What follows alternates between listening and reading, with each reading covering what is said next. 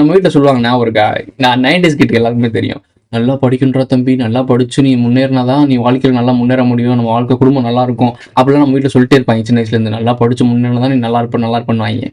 படிச்சு முன்னேறின ஃபுல்லாக ஸ்விக்கி சொமோட்டோ ஓட்டிக்கிட்டு இருக்கேன், ரேப்பிடோ ஓட்டிக்கிட்டு இருக்கேன். இந்த மாதிரி நடிச்சு முன்னேறினவங்க ஃபுல்லாக தான் வீடு கட்டிக்கிறியா. இந்த கட்டமைப்பு அப்படிதான் இருக்கு. அப்போ உனக்கு தெரியுதா, தப்பான ஒரு ஆட்களை தான் இந்த தப்பான சமூகம் வளர்க்கும். அந்த தப்பான சமூகத்துல வளர்ந்த ஒருத்தவன் தான் மிகப்பெரிய செலிபிரிட்டியா மாறுறான். அந்த தப்பான சமூகத்து மூலமா வளர்ந்த செலிபிரிட்டி தான் நாளைக்கு நாட்டே ஆள வரான். ஸ்க்ரீனில் தெரிகிற இந்த கோடை அழிக்காமல் தொடாமல் எதுவுமே பண்ணாமல் உங்களால் சின்னதாக்க முடியுமா? அதுக்கு பக்கத்துலேயே இன்னொரு பெரிய கோடை வரைஞ்சோம்னா அந்த கோடு சின்ன கோடை ஆகிடும். இதுக்கும் ஜெசுரதி ஃபேமிலிக்கும் என்ன சம்மந்தம் அப்படின்னு கேட்டிங்கன்னா நிறைய சம்மந்தம் இருக்குது. இன்னைக்கான வீடியோ கொஞ்சம் வித்தியாசமாக இருக்க போது. ஆக்சுவலாக ஒரு ஃபேமிலியை பற்றி பேச போகிறோம். ஃபேமிலின்னு சொன்னாலே எனக்கு வைத்தறிச்சலாக இருக்குது. என்னடா ஃபேமிலினா எப்படி வாழணும், இவங்க கருமாந்திரம் பிடிச்சவங்க ஒவ்வொருத்தரும் ஃபேமிலி எப்படி அழிச்சிட்டு இருக்காங்க. ஃபேமிலினா ஒரு தப்பான முன்னுதாரணமாக ஒரு நிறைய விஷயங்களை பார்த்துட்டு இருக்கோம். இப்போ என்ன பண்ணுறாங்க அப்படின்னா, யூடியூப் நிறைய பேர் படிச்சுட்டு சும்மா இருக்கணும்னே கொஞ்சம் டெக் யூஸ் பண்ண தெரிஞ்சவங்களுக்கு, கொஞ்சம் மொபைல் யூஸ் பண்ண தெரிஞ்சவங்களுக்கு, கொஞ்சம் யூடியூப் இந்த மாதிரி சோசியல் மீடியா பற்றி தெரிஞ்சவங்களுக்கு என்ன ஆகிடுது அப்படின்னா, திடீர்னு யூடியூப் சேனல் ஆரம்பிச்சுட்டு லேக்கப் போடு, கல்யாணம் பண்ணி குழந்தைய வச்சு வியாபாரம் பண்ணு. ஒரு குடும்பத்துக்குள்ளே என்னென்னலாம் ஒரு இன்சிடென்ட்ஸ் நடக்குமோ அது அழகான மூமெண்ட்ஸை மக்கள்கிட்ட காட்டி பாசிட்டிவிட்டியாக கொண்டு போகிறது நல்லது. அது நல்லா இருக்கும் பார்க்குறதுக்கு, மக்களும் அதை வரவேற்கிறாங்க. ஓகே. பட் இப்போ அதை விட நெகட்டிவிட்டிக்கு ரொம்ப பவர் அதிகம். உங்களுக்கே தெரிஞ்ச விஷயம் தான். இப்போ என்ன பண்ணுறாங்க அப்படின்னா, குடும்பத்துக்குள்ளே இவங்களே சண்டை விடுறாங்க. இவங்க அவனை திட்டுறாங்க. 3 பேர், இப்போ மாமியார், மருமக, பையன், அப்புறம் குழந்தைக்கு சேனல். ஒன்று யோசிச்சு பாரு, ஒரு வீட்டுக்குள்ள இருக்கலாம், தப்பு இல்லை. யூடியூப் குழந்தைக்கு இதுக்கு தனியான ஒரு சேனல். அந்த குழந்தை வந்து ஒரு எஜுகேஷன் விஷயம், அது நான் இந்த வயசுல நான் இவ்வளோ இன்டெலிஜென்ட்டாக இருக்கேன் அப்படின்னு சொல்ற மாதிரி ஒரு சேனல்லாம் பரவாயில்ல. சும்மா அவங்க ஆகி போகிறது, குண்டியில் வருது, மிட்டாய் திங்கிறது, அம்மா கொடுக்குறது, ஊட்டி விடுறது, இந்த மாதிரி விஷயங்கள்லாம் பார்த்து பிளாக் பண்ணுறாங்க. இதெல்லாம் பார்க்கறதுக்கு ஆள் இருக்காங்கன்னா அப்போ இந்த மக்கள் எவ்வளோ சோம்பேறித்தனமாக இருக்காங்க, எவ்வளோ பேர் வெட்டியாக உட்காந்துருக்காங்க யோசிச்சு பாருங்களேன். இந்த மாதிரி வீடியோஸ்லாம் பார்க்குறாங்கன்னா அப்போ எவ்வளோ பேர் வெட்டியாக இருக்காங்க. நம்ம ப்ரோ அப்போ இதை பற்றி பேசுறிய அப்போ நீங்கள் வெட்டியாக இருக்கு கிடையாது. இவர் கேகே இருக்காருல்ல, மிஸ்டர் கேகே, அவர் வீடியோ போட்டிருக்காப்புல. அப்புறம் பிரியாணி மேன், அவர் பேர் என்ன, உண்மையான பேர் மாத்திட்டாரு. சாரி ப்ரோ, பேரை மறந்துட்டேன் ப்ரோ. என்ன பேர் ப்ரோ வச்சிருந்தேன் பேர்? ஏதோ பேர் ஒரு வாயில் வர மாட்டேன் டக்குண்டு. இப்போ கூட பார்த்தனே, சேனல் நேமே மாத்திட்டாப்புல. நான் பார்த்துட்டு சொல்றேன். அபிஷேக் ரவி. Okay bro, Abhishek Ravi. எனக்கு இந்த பிரியாணி மேன் தான் ப்ரோ அவன் பேர் மைண்டில் உட்காந்துருக்கு. ஓகே, அப்படியே வச்சுக்குவோம். பிரியாணி மேன் ஒரு வீடியோ போட்டிருக்காப்புல. அந்த வீடியோவில் வந்து இவங்களை வச்சு ஒரு கண்டென்ட் பண்ணியிருக்காங்கன்னா கிடையாது. இவங்களை வச்சு ஒரு கண்டென்ட் இருந்தாலும் அதில் ஒரு சோசியல் மெசேஜ் இருக்குது. நிறைய மெசேஜ் கொடுத்துருக்கானுங்க. இந்த மாற்றுத்திறனாளிகள் இருக்காங்கல்ல, அவங்களால நம்மள மாதிரி இல்லாமல் ஃபிசிக்கல் சேலஞ்சு பர்சன் இருக்காங்கல்ல, அவங்களுக்கான ஒரு சில யூனிக்கான மெசேஜ் கடத்திருக்காரு பிரியாணி மேன். ஓகே. ஒரு சில விஷயங்கள் வந்து இந்த குடும்பத்துக்குள்ள நடக்கிற ஏழ்றையை பற்றி இவர் கேட்க இருக்காருல்ல, அவரும் நிறைய விஷயத்த ஷேர் பண்ணியிருக்காரு. 2 வீடியோஸ்லையும் சோசியல் மெசேஜ் இருந்தாலும் என்டர்டெயினும் இருக்குது அதில். ஸோ பார்க்கறதுக்கு கொஞ்சம் ஃபன்னாகவும் இருக்கும், ஆனால் அதில் எஜுகேஷனும் இருக்குது. பட் இதெல்லாம் ரொம்ப முக்கியமான விஷயமா அப்படின்னு கேட்டிங்கன்னா தற்போதைக்கு இல்லை. ஆனால் மக்கள் இதை தான் இம்பார்ட்டண்டாக பார்த்துட்டு இருக்காங்க. ஒரு குடும்பத்துக்குள்ள நடக்கிற பஞ்சாயத்தை வச்சு கான்ட்ரவர்சியாக வீடியோ போட்டு அந்த வீடியோ பார்க்கறதுக்கு ஆள் இருக்குது அப்படின்னா மக்களோட மனநிலை எப்படி மாறி போச்சுன்னு யோசிச்சு பாருங்க. இந்த பரிணாம வளர்ச்சி எங்கே கொண்டு போய் நிப்பாட்டி இருக்குன்னு பாருங்க. இன்னைக்கான வீடியோ என்னன்றது உங்களுக்கு நல்லாவே தெரிஞ்சிருக்கும். வாங்க வீடியோக்குள்ள போகலாம். ராதாக்கா, இங்கே பாரு, சீதா வந்திருக்கேன். என்னாச்சு சொல்லுக்கா, என்னாச்சு? மூஞ்ச பாரு, மூஞ்சியும் முகரக்கட்டை. இந்த மூஞ்சில முடிச்சா பொடிக்கு போயில சிக்குமா?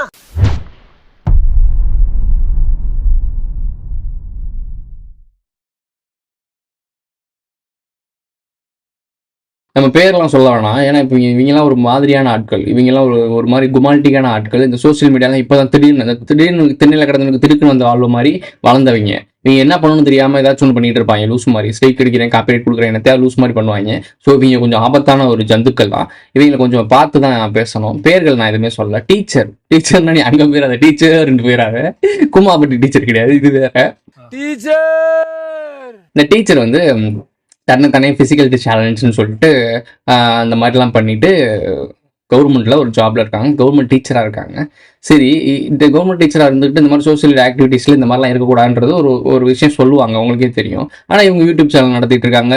இவங்க அதில் வருமானம் வரத்தானே செய்யுது, அது பண்ணுறாங்க. அப்புறம் டான்ஸ் ஆடுறாங்க, எல்லாமே நல்லா தான் பண்ணுறாங்க. இவங்க என்ன ஃபிசிக்கல் சேலஞ்சு இது மாதிரியே உண்மையிலே இயலாமை ஆட்கள் இருப்பாங்கல்ல, அவங்களுக்கும் எஜுகேஷன் இருந்திருக்கும், அவங்களுக்கு நாலேஜ் இருக்கும், அவங்களுக்குன்னு ஒரு பொட்டன்ஷியல் இருக்கும். அவங்களுடைய வாய்ப்பை தட்டி பறிக்கிற மாதிரி ஒரு விஷயம் தானே. இவங்க நல்லா தானே இருக்காங்க, எல்லாமே ஓகே தானே. ஆனால் இன்னும் அவங்க தொடர்ந்துட்டு இருக்காங்க டீச்சரா.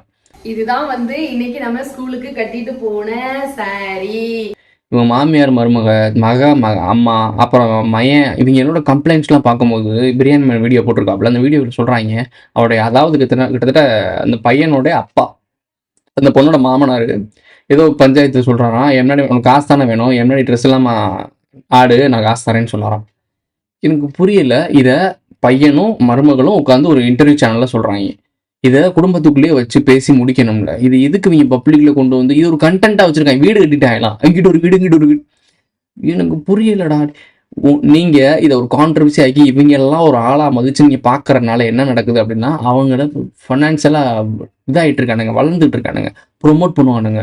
இப்போ ஒரு கம்பெனி, ப்ராடக்ட் கம்பெனிலாம் என்ன பண்ணும், இதுக்கு சினிமா செலிபிரிட்டியை கூட்டி வந்து சோப்பு விளம்பரத்துக்கு நடிக்கணும், இந்த சோப்பு தான் அந்த சினிமா செலிபிரிட்டி யூஸ் பண்ணுறாங்களா, இந்த பெர்ஃப்யூமுக்கு இந்த ஆக்டரை கூட்டிடுவாங்க, இந்த பிஸ்கட்டுக்கு இந்த ஆக்டரை கூட்டிடுவாங்க, பான் ப்ராக் விளம்பரத்துக்கு கூட ஆக்டருக்கு வருவாங்க, பார்க்க போடுறாங்கல்ல, அதுக்கு கூட பெரிய பெரிய செலிபிரிட்டிஸ்லாம் கூட்டிடுவாங்க. அவங்களாம் அந்த பார்க்க யூஸ் பண்ணுவாங்களா? கிடையவே கிடையாது. அவங்க பிராண்ட் அம்பாசிடர் மாதிரி ஒரு ப்ரொமோட் பண்ணி கொடுக்குறாங்க. அவங்களுக்கு ஒரு ஃபேஸ் வேல்யூ இருக்குது. அந்த ஃபேஸ் வேல்யூ அந்த பிராண்டு கிரியேட் பண்ணி பயன்படுத்திக்குது. அப்போது அவன் மார்க்கெட்டிங் பண்ணிட்டு இருக்கான். மார்க்கெட்டிங் பண்ணுறதுக்கு அவனுக்கு யாரெல்லாம் ஃபேமஸாக இருக்கான், அவன் நல்ல வழியாக ஃபேமஸாக இருக்கானா, கெட்ட வழியாக ஃபேமஸாக இருக்கானா, அவனுக்கு என்ன ஒரு பர்சனாலிட்டி இருக்குது, அவனுக்கு மக்கள் மத்தியில் எப்படி வரவேற்பு இருக்குது, அதெல்லாம் தேவையே இல்லை. தர்பூசணி எடுத்து இப்படி தின்னுட்டு இப்படி கை காட்டுறானா, அவனை மக்கள் 4 பேர் பார்க்குறானா, அவனை வச்சு ப்ரொமோட் பண்ணு. இப்படி தான் கார்பரேட்டோட மைண்ட் செட் இருக்கும். மக்கள் மத்தியில் நம்மளுடைய ப்ராடக்ட் எப்படி போய் சேருது அப்படி தான் அவன் யோசிப்பான். அது அவன் வைக்கிறதே முதல் நியாயமான ப்ராடக்டா, ரம்மி சர்க்கிளுக்கு கூவி வித்துக்கிருக்காங்க, அது நல்ல ப்ராடக்டான ஒரு கேம் ஆப்பா என்ன, 1 போட்டால் 2 வரும்ன்ற ஆப், இதில் கோடிகளில் சம்பாதிக்கலாம் அப்படின்னா எத்தனை பேர் வேலை இல்லாமல் தர்றாங்க, எல்லாருமே விளையாண்டு கோடியில் சம்பாதிக்க வேண்டியதானே, ஏன் சம்பாதிக்க முடியல? ஒரு ஜென்ரல் நாலேஜ் வேணும்ல. ஸோ இந்த ஜென்ரல் நாலேஜ் இல்லாத மக்கள் தான் கோடியில் போய் அங்கே விட்டுட்டு இருக்காங்க. அவனுக்கு என்ன வேண்டுதலா எல்லாரும் ரம்மி சர்க்கிள் விளையாடுங்க, அவங்களுக்கு கோடியில் காசு தரோம்னு. பல கோடி பேர் ரம்மி சர்க்கிளில் ஒரு குறிப்பிட்ட அமௌண்ட் கொஞ்சம் கொஞ்சமாக விடும் போது, இந்த படத்தை சொல்ல மாதிரி தான், வானம் படத்தை சொன்ன மாதிரி தான், இதே ஒவ்வொருத்தவன்ட்டே ₹1 எடுத்தா அதுக்கு பேர் தான் பிச்சைன்னு சொல்லுவாங்கல்ல. அதை விட 40,000 பேர்கிட்ட ₹1 கேட்டா அதுக்கு பேர் பிச்சை. இது பேர் தான் பிச்சையா? அதை இவங்க வழிப்பறி மாதிரி பண்ணிட்டு இருக்காங்க. இந்த டோல்கேட்டா போட்டு வழிப்பறி பண்ணுவாங்க இல்லை, ரோட் டேக்ஸ் எல்லாத்துலேயும் வாங்கிடுறாங்க. அதுக்கு அப்புறம் அதுக்கு டோல்கேட்டுக்கு வரின்னு எனக்கு தெரியல. இது இன்ன வரைக்கும் எனக்கு மண்டைகளை ஓடிக்கிட்டே இருக்கு. நானும் பேசுறேன், சிரிக்கிறேன், நடக்கிறேன், ஆனா திரும்ப திரும்ப இந்த ஒரு கேள்விதான் எனக்குள்ள ஓடிக்கிட்டே இருக்கு. ஒரு காரோ பைக்கோ வாங்குறீங்கன்னா அதுக்கு ரோட் டேக்ஸ் எல்லாமே போட்டு தானே கொடுக்குறாங்க. அந்த ரோட்டுக்கான வரியெல்லாம் நம்ம கட்டிட்டு தானே அந்த வண்டி வாங்கி அந்த ரோட்டில் ஓட்டுறோம். ஆனால் அந்த டோல்கேட்டுக்கு எதுக்கான காசு இருக்கு?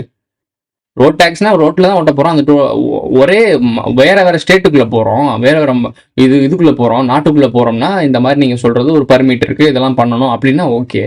சொந்த ஊருக்குள்ளேயே மதுரையிலேருந்து ஒரு 40 கிலோமீட்டர் 50 கிலோமீட்டர் போனாலே ஒரு டோல்கேட் இருக்குது அப்படின்னா எதுக்குடா எனக்கு புரியல. ஒரே தமிழ்நாட்டுக்குள்ள மதுரைக்குள்ளே ஒரு இத்தனை டோல்கேட் இருக்குது அப்படின்னா இது எனக்கு புரியல. இதுக்கு பேர் என்ன, சுங்கச்சாவடின்னு சொல்லுவாங்களா? இதெல்லாம் எதுக்கு?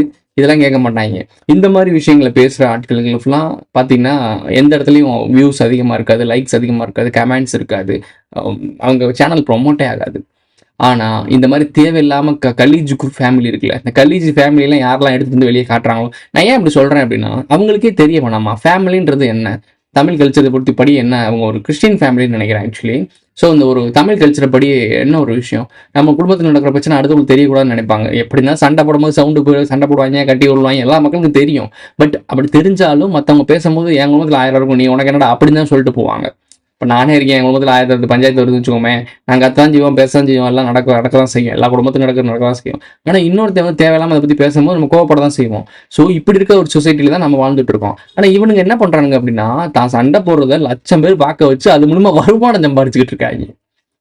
உங்களுக்கு புரியுதா? அந்த அம்மா டீச்சர் அம்மா என்ன பண்ணுது, ஒப்பாரி வைக்கும் வீடியோவில் என் கதவை மூடிட்ட வீட்டுக்குள்ள மகளோ மருமகளோ உட்காந்துருப்பாங்க, 2 பேரும் பேரலாக நடந்துட்டு தான் இருக்கு, உள்ள உட்காந்துருப்பாங்க, அவங்க வெளியே இருப்பாங்க.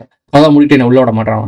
அந்த பொண்ணு அங்கிட்டு இருந்து வீடியோ போட்டுட்டு இருக்கோம், என் மாமியார் இப்படிலாம் பண்ணாங்க அதனால வெளியே விட்டுருக்கோம், அங்கிட்டு இருந்து வீடியோ போட்டுட்டு இவங்க இந்த பக்கத்து ஒரு கதவு தான், 2 பக்கத்து கதவு தான், ஆனால் 2 பக்கத்து காசு வரும். அங்கிட்டு மருமகளுக்கு மகளுக்கு காசு போகும், இங்கிட்டு மாமியார் காசு போகும். இங்கிட்டு ஒரு வீடியோ, என் மக உள்ளே விட மாட்டுக்காலேன்னு சொல்லி கத்திக்கி இருக்காது, அங்கிட்டு எங்க மாமியார் என்ன குடும்பப்படுத்து, எங்க அம்மா லூசு அப்படின்னு அங்கிட்டு இருந்து வீடியோ.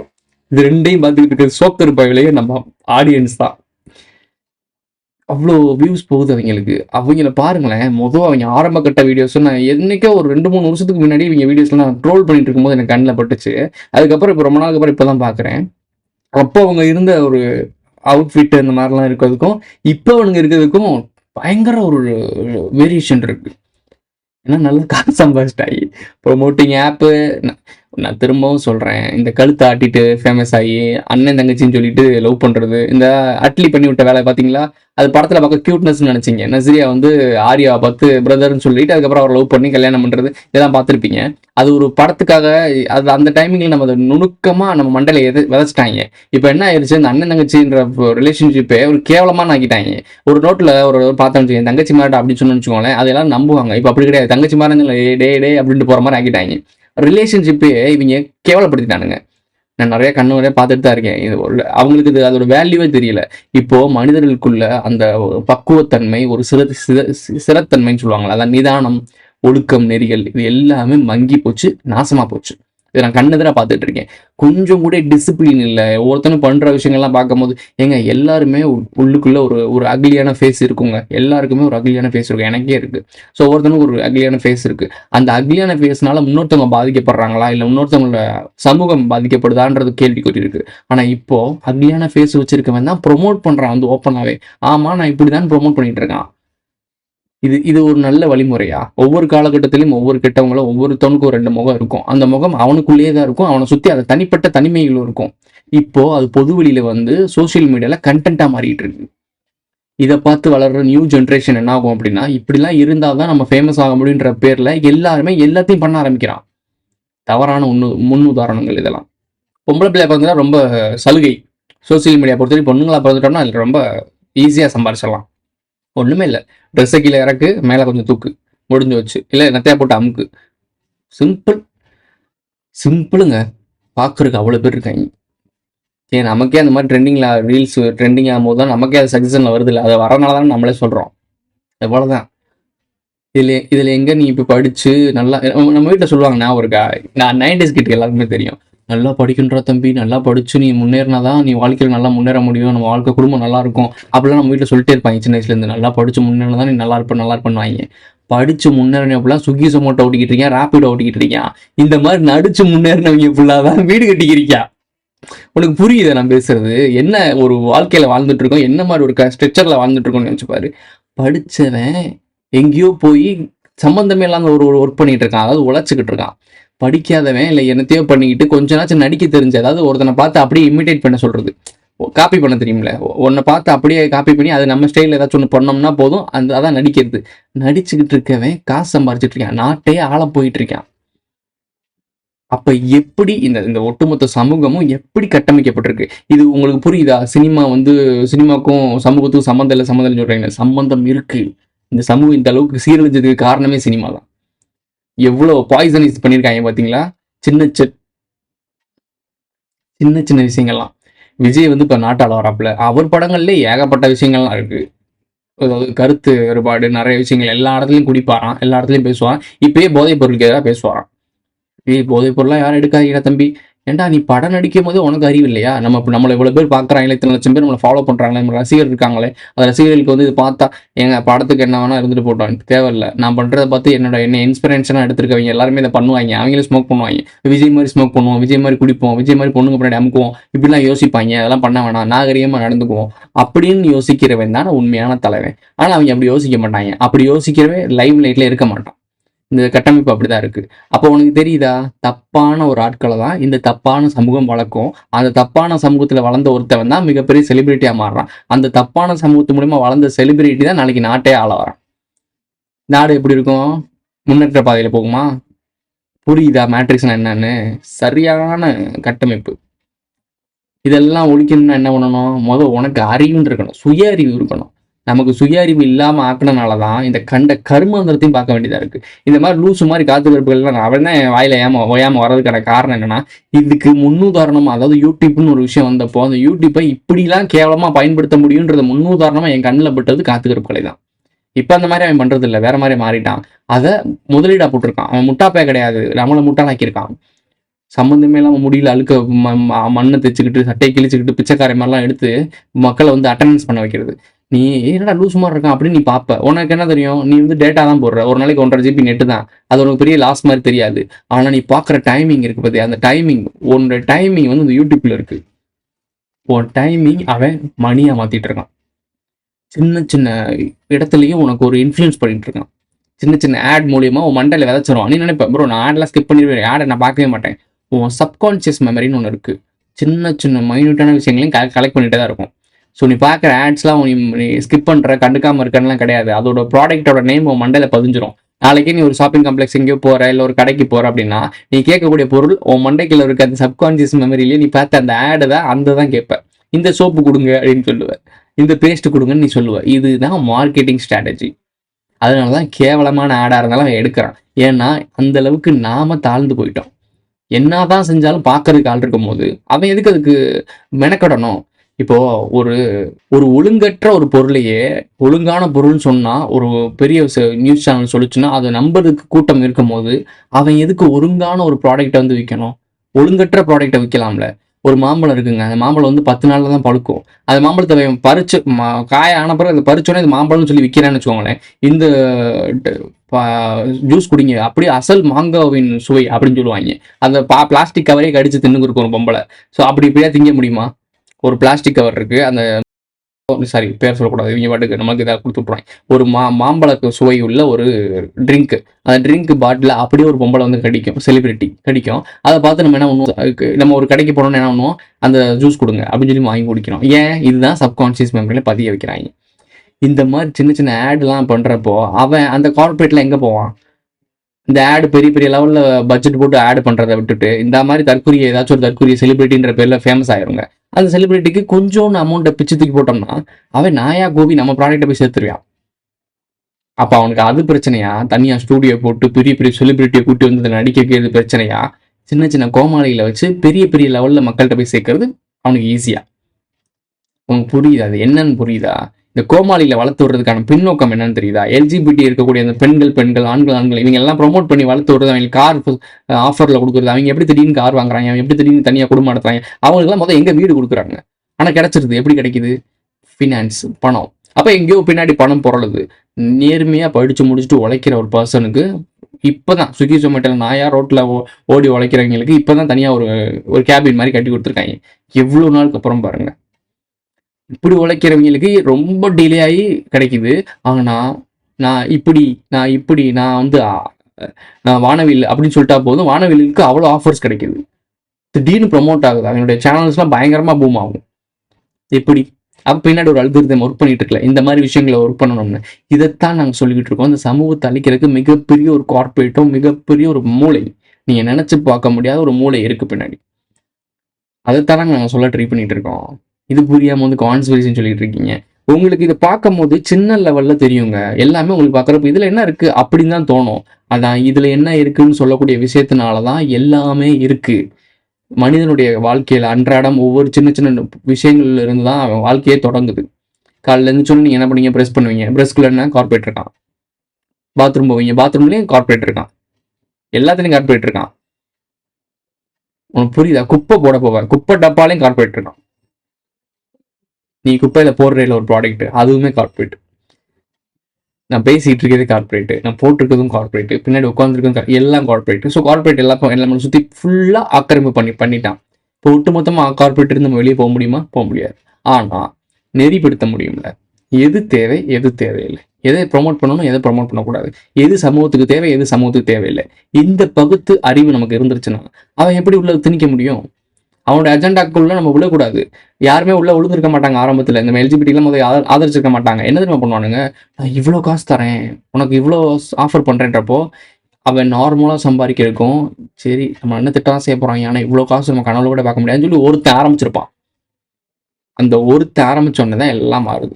தனி ஒரு மனிதனின் மாற்றம் ஜெகத்தின் மாற்றம். தனி ஒரு சமூகத்தின் கெடுதல் சமூகத்தையே மொத்தமாக கெடுத்துரும். புரியுதா? தனி ஒரு நபரின் மாற்றம் ஜெகத்தின் மாற்றம்னா ஒட்டுமொத்த நாடும் மாறும் அப்படின்னு சொல்றாங்கன்னா, அப்போ தனி ஒரு மரத்தின் தப்பாக மாறினா அதுவும் மாறும்ல. ப்ளஸ் அண்ட் மைனஸ் ரெண்டுமே இருக்குல்ல. ஸோ இதைத்தான் சொல்கிறோம். இந்த டீச்சர் மாதிரி வீடியோஸ்லாம், இந்த மாதிரி வீடியோஸ்லாம் யூடியூப்ல உங்களுக்கு சக்ஸஸ்லாம் வந்துச்சுன்னா நாட் இன்ட்ரெஸ்டட்னு போட்டுவிட்ருங்க.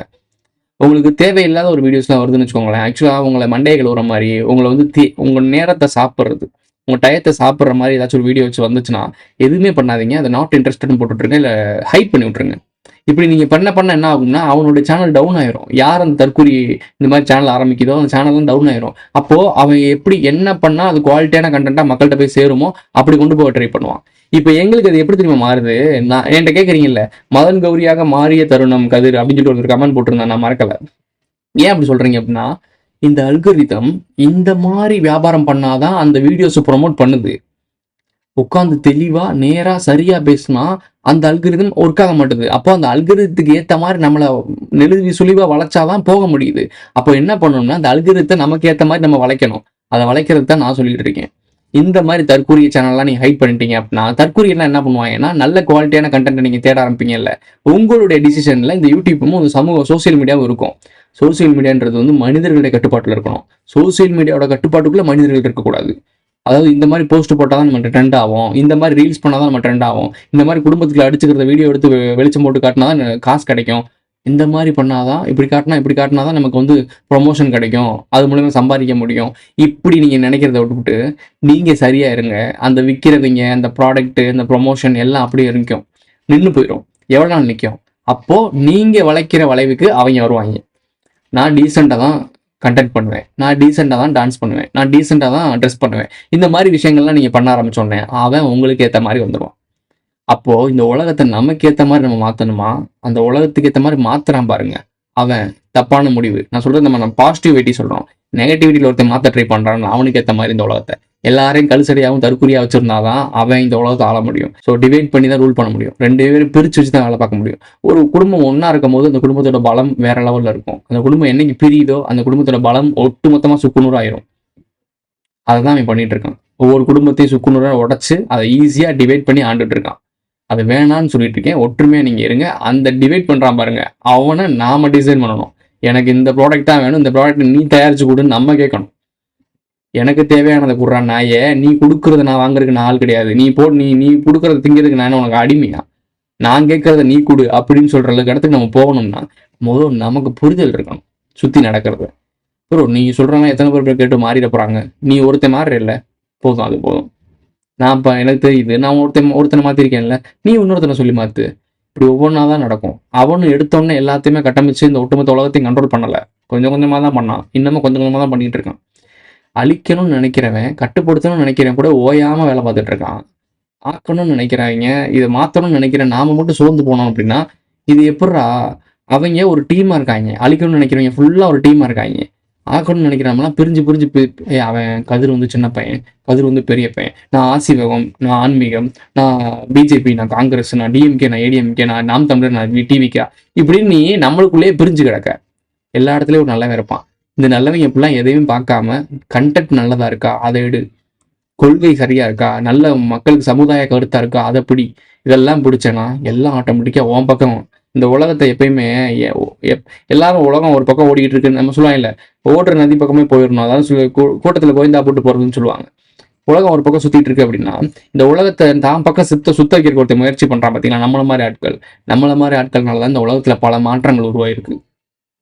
இப்போ நான் இப்போ பண்ணுறேன்ல, இந்த மாதிரி உண்மையான விஷயங்கள்லாம் தேடி இதெல்லாம் நடக்குதுங்க, உங்களை ஏமாத்துறாங்க, இந்த மாதிரி விஷயம் பண்ணுறேன்ல, இது நான் பண்ணாமே விட்டேன்னா இன்னமும் நிறையா பேர் இப்போ நம்ம வீடியோஸ் பார்க்குறீங்களே, இந்த மாதிரி எல்லாருமே அவனுக்கு பெனிஃபிட்டாக மாறுவீங்க, அதாவது அவனுடைய கன்சியூமராக மாறுவீங்க. இப்போ நான் சொல்ல என்ன நடக்குது, ஒரு 100 பேருக்கு போய் சேருது, 100 பேர் வந்து ஆமாண்டா தப்புண்டான்னு புரிஞ்சுக்கிறீங்கன்னா அந்த 100 பேர் எப்படியும் ஒரு 3000 பேருக்கு மாற்ற முடியும். நான் ஒருத்தன் 100 பேர் கொடுக்க முடியும் போது இப்போ ஒவ்வொருத்தரும் ஒரு 100 பேர்னா 3000 போயிருது இல்லை.